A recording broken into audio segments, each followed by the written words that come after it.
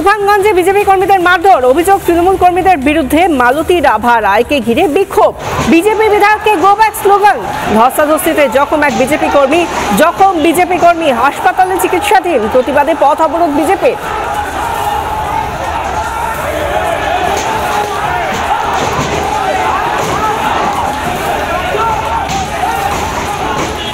তৃণমূল কংগ্রেসের জেলা সভাপতি যখন বলছেন বিজেপিকে কবর দেওয়া হবে, উত্তরবঙ্গ উন্নয়ন মন্ত্রী বলছেন হাঁটু ভেঙে দেওয়া হবে, পাঁচতলা দেওয়া হবে, স্বাভাবিকভাবে নিচুতলার কর্মীরা উজ্জীবিত হবে। এই যদি রাজনৈতিক ভাষা হয় তাহলে তো এরকম ঘটনা ঘটবে। এবং ভোটের আগে বিজেপিকে ওরা এভাবে জমানোর চেষ্টা করছে। ভোট কিন্তু তৃণমূল কংগ্রেসের গোষ্ঠী কত হারমাদেরা ভোট দেবে না, ভোট দেবে সাধারণ জনগণ। সেখানে সাধারণ জনগণকে ওরা খেপিয়ে তুলছে।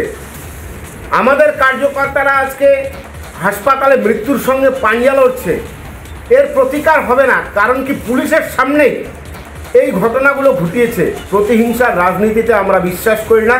যে যেমন দেখাবে জনগণ সেরকমই তাদেরকে প্রত্যুত্তর দেবে।